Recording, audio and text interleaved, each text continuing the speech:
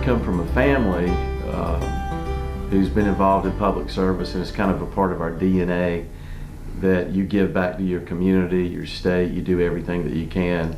So it's inbred in us as a family to do that. My grandfather was the last county supervisor for Anderson County, Ed Poor. And he had, prior to that, been a magistrate. I have a cousin who's been governor of South Carolina. My great-grandfather was in the State House as well. So it's more of an innate quality, I think, in our family that you give back. I'm in my second year in the House of Representatives serving District 7. And who asked you to run? What made you decide you wanted to take on this role? Well, it was really kind of a sad situation. Senator Billy Odell passed away. And you know, I thought maybe I would be interested in running for his seat, but I really thought that Mike Gambrill was a better candidate. And if Mike decided to run, then I decided that I would not run. So I waited to see what Mike wanted to do, and Mike did run, thank goodness. So Mike is our senator for Senate District 4, and then I decided to run for his seat in the House District 7. What are some things people need to know about the Anderson County Legislative Delegation that might not know much about who y'all are or what y'all do? We're, for the most part, a very highly qualified group, I think, that have a variety of backgrounds. In the State House, we all work very well together. Our number one goal is to do the best that we can for the districts that we represent in Anderson County and for the state of South Carolina. And I think we all have the ability to listen to each other. We don't kind of put the hierarchical seniority stuff in place, though we do seem to lend our ear a lot to Brian and Mike Gambrill because they do have a lot of experience. And of course, Brian being over Ways and Means is an unbelievable value to Anderson County. So in terms of working together, I think we all communicate very well. When we have local issues, we try to reach a consensus on everything. So, you know, it's a very strong group of people, I think. Is it true that the Anderson County delegation seems to be a little more unified than a lot of the other ones that you see in the state? Well, you know, I'm not sure the public opinion is always what the realization of things actually are. I do believe that there's some in the public who confuse Columbia with Washington. We do not work like Washington. Washington, you know, is its own broken system. But in Columbia, we all seem to work together very well. That doesn't mean we don't have disagreements. It doesn't mean that we don't have debate. We have debate. But, you know, once that issue is over, it's over. We move on to the next issue. So other delegations that I've noticed, one for example is Horry County in Myrtle Beach. They're very similar to the Anderson delegation. And actually, we all work very well together. We actually sit together on the floor. I haven't seen any visible signs of other delegations that don't really work well together. Now, there are some differences, but I'm not going to call them out by name. You know, I'm just not going to do that. But in terms of our delegation, I think, you know, for the most part, we're very, very strong. How important is it for the legislative delegation to work closely with county officials and the local townships and stuff? It's absolutely imperative. It's just imperative. And I'll tell you this, and I've been in economic development. I've run pharmaceutical companies. I've had a lot of experience over the years with businesses and economic development. I've actually been in economic development, you know, volunteering on boards, whether it's Upstate Alliance or a local development board, for years. It is absolutely crucial that the county, the municipalities even, the county and the delegation all work well. And that's the blessing of Anderson County. Our local officials, whether it's Belton, Honeypath, Iva, Starr, in that area for my district, work well with their county council, men or women that they've elected to county council. You have the county administration. Rusty Burns has been involved in economic development a majority of his life in a variety of different ways. Burris Nelson is seen throughout the state. as one of the top economic development officials in the state. And then you have those of us on the delegation who have, been involved in a variety of ways with economic development. Senator Gambrell's always been on the LCI committees for the most part, both in the House and in the Senate. He's on the Rural Infrastructure Fund in the Senate on that committee or commission, which is unheard of for a first-term senator.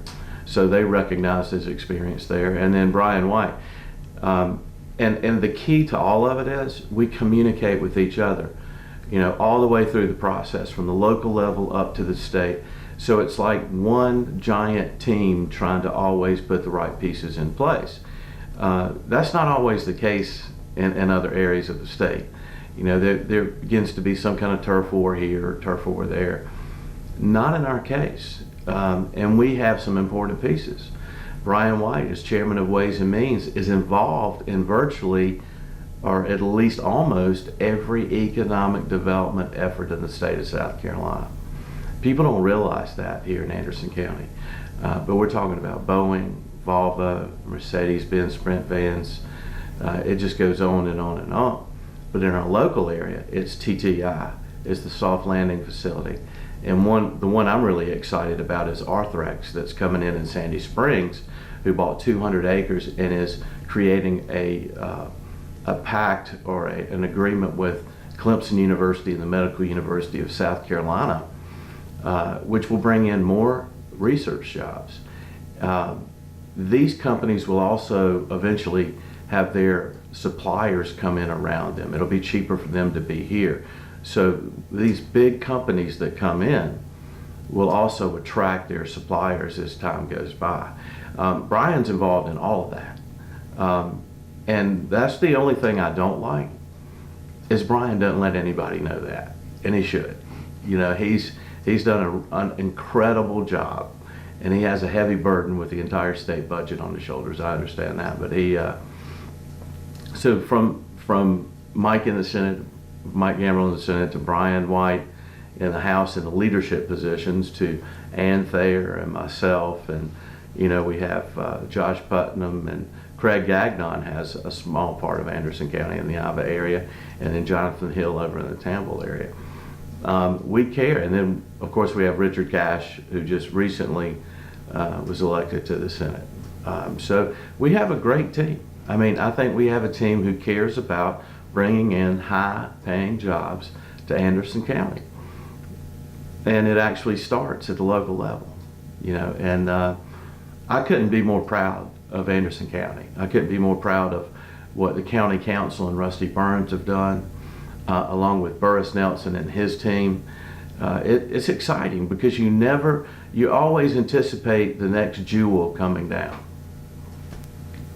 Why do you think Anderson County's been so attractive, particularly to international firms? People forget Anderson County has the most international investment of any county in the state. That's talk about little known facts people don't talk about. Right. Why do you think international companies are so attracted to Anderson County?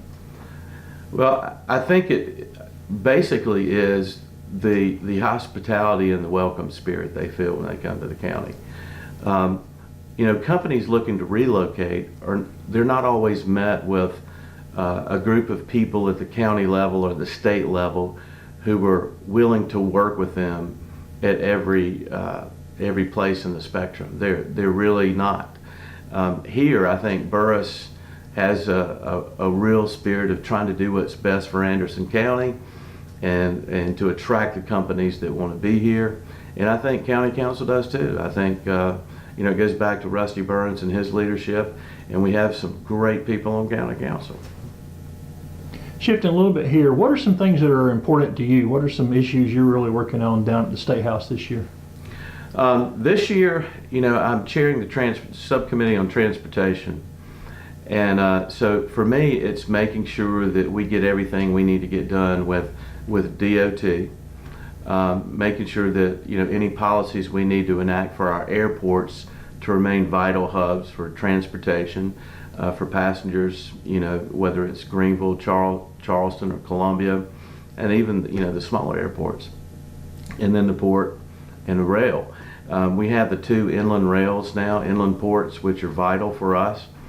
So that's the number one thing, only because I'm on that subcommittee and chairing it. But the other thing that I'm very interested in is the economic development factor. I'm always interested. That's my filter. I've spent 25 years of my life in economic development in one capacity or another. What do people need to know about you, Jay, that have never met you and maybe watching this and wondered what do they need to know about Jay? I'm just a regular guy. I've had some great experiences in my life. I was vice president of a college for a while and about 14 years, and went into private business and consulting and real estate. You know, I have a wife who's the love of my life. We were just married 30 years in January. She's everything to me in this world, and I have 3 young boys, well, 3 older boys now. I think of them as young. They're 27, 25, and 21. And my family is crucial to me. You know, that's who I am. And I love this state. You know, I really do love South Carolina. And Belton's my hometown. You know, my family's been here for over 100 years. And I love Anderson County. You know, both my maternal side and my paternal side have connections and were born and raised in Anderson County. Your constituent service is part of what you do. I know that's a lot of times Right. eaten up by that. What's the best way for people to get in touch with you if they say, I've got a question for him or I got something I want him to help me with? How can folks get in touch with you? What's the best way? And also, what's your philosophy sort of on constituent services? You know, I learned a long time ago from Strom Thurmond. That's the number one thing. And it's reinforced every day. I know Senator Gambrill hits it all the time, and he's always on us. Make sure you follow up with all your constituent services. That is probably the most gratifying thing that we're able to do, is to help people who need something. So that's, if you ask me again what was number one on my list, that's probably number one, or is number one, because there's nothing like making that phone call or sending that letter and getting a response, and someone in your district, you know, actually has something happen that they really needed to happen. And that's crucial. If they need to get in touch with me, there are 2 ways. My office phone, if you go to South Carolina Legislature online, you click on the House and all the members are listed. So all my contact information is listed there. My cell phone is on there. My House email is on there. They can actually email me directly from that site. And there are a lot of people who know how to get in touch with me around. So I was on Belton City Council 5 years, and they'll find me. But my cell phone number is 864-379-1379.